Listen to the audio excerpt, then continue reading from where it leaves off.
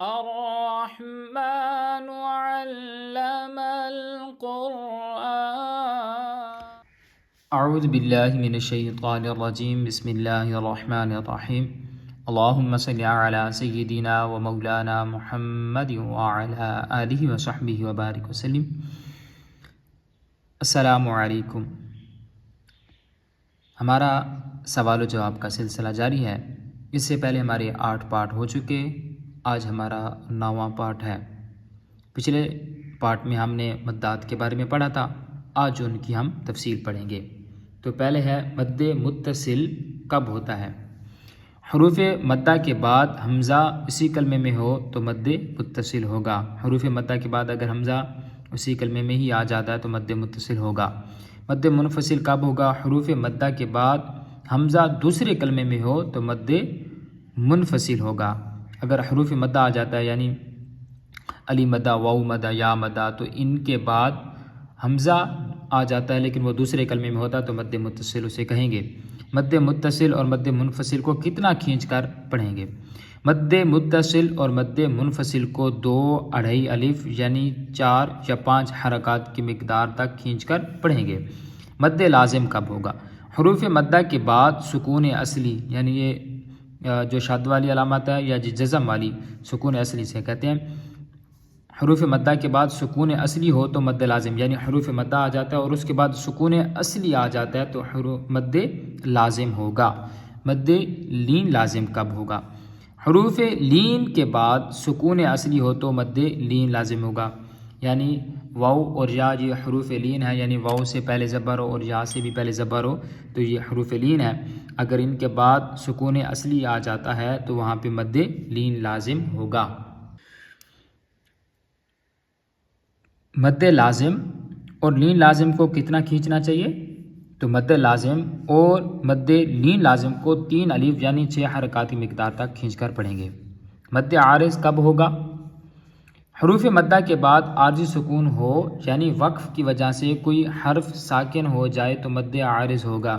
حروف مدہ آ جاتا ہے اور اس کے بعد سکون عارضی یعنی جب وقف ہوتا ہے تو وہ ساکن ہو جاتا ہے، عارضی ساکن ہوتا ہے تو وہاں پہ مد عارض ہوگا. مد لین عارض کب ہوگا. حروف لین کے بعد عارضی سکون ہو یعنی وقف کی وجہ سے کوئی حرف ساکن ہو جائے تو مد لین عارض ہوگا. یہاں پہ مد لین یعنی جہاں پہ حروف لین آ جاتا ہے اور جو حروف لین کے بعد حرف جو ہے اگر وہ وقف کی وجہ سے ساکن ہو جاتا ہے کیونکہ وہ اصل میں ساکن نہیں ہے، عارضی ساکن ہے، تو اس وجہ سے مد لین عارض ہوگا. مد عارض اور مد لین عارض کو کتنا کھینچ کر پڑھیں. مد عارض اور مد لین عارض کو 1 یا 2 الف یعنی 4 حرکات کی مقدار تک کھینچ کر پڑھیں. یعنی جیسے ہم پڑھتے ہیں نستعین عین، تو یہ جو نستعین ہے اصل میں تو نون جو ہے اس پہ پیش ہے تو جب ہم وقف کر رہے ہیں تو عارضی ساکن ہو رہا ہے تو اس وجہ سے مد عارض ہو جائے گا. زائد الف کسے کہتے ہیں اور کیا اسے پڑھتے ہیں. قرآن پاک میں بعض جگہ الف پر گول دائرہ کا نشان ہوتا ہے، ایسی الف کو زائد الف کہتے ہیں اور اس الف کو نہیں پڑھتے. جہاں کہیں بھی قرآن پاک میں الف کے اوپر گول دائرہ آ جائے تو اس الف کو ہم نہیں پڑھیں گے. دنیا، بنیان، صنوان، قنوان کے نون ساکن میں کون سا قاعدہ ہوگا. یہ جو نون ساکن ہو رہے ہیں یہ جو ہے دن یا نون ہے، با پیش نون بن، صاد زیر نون سن، قاف زیر نون قن، یہ نون ساکن ہے تو یہاں پہ کون سا قاعدہ ہوگا.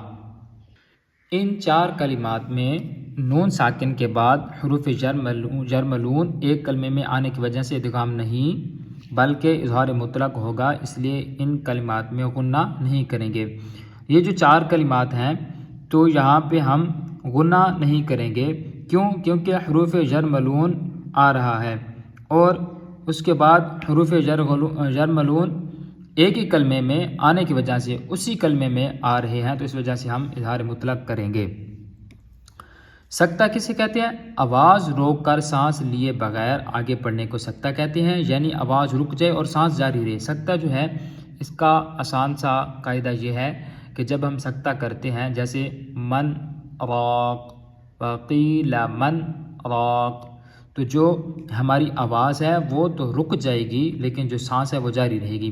تسہیل کے کیا معنی؟ تسہیل کے معنی نرمی کرنا ہے، یعنی دوسرے حمزے کو نرمی کے ساتھ پڑھنا ہے۔ تسہیل ایک ہی جگہ پہ ہے، جیسے جمیع وعربی، تو جو حمزہ پہلے ہے پھر دوسرا حمزہ ہے، تو دوسرے حمزے کو آسانی کے ساتھ نرمی کے ساتھ پڑھنے کو تسہیل کہتے ہیں۔ امالہ کسے کہتے ہیں؟ زبر کو زیر اور الف کو یا کی طرف مائل کر کے پڑھنے کو امالہ کہتے ہیں، جیسے مجریہا، یہ 12ویں پارے میں پڑھا ہے، جیسے مجریہا، تو یہاں پہ کھڑی زیر نیچے مجری نہیں پڑھیں گے، مجریہا، تو اس کو امالہ کہتے ہیں۔ امالہ کی را کو کس طرح پڑھیں گے؟ امالہ کی را کو اردو کے لفظ قطرے کی را کی طرح پڑھیں گے، یعنی ری نہیں پڑھیں گے۔ میں پہلے بھی بتا چکا ہوں کہ ہم ری نہیں پڑھیں گے بلکہ رے پڑھیں گے، مجریہا۔ امید ہے آج کا سبق سمجھ آ گیا ہوگا۔ انشاءاللہ ملیں گے اگلے سبق میں۔ اپنا بہت سارا خیال رکھیے گا اور ہمارا چینل بھی ضرور سبسکرائب کیجیے گا۔ اگر آپ کو ہماری ویڈیوز پسند آتی ہیں تو ضرور آپ ہمارا حوصلہ افزائی کریں۔ تو ملیں گے انشاءاللہ اگلے سبق میں، تب تک اللہ حافظ۔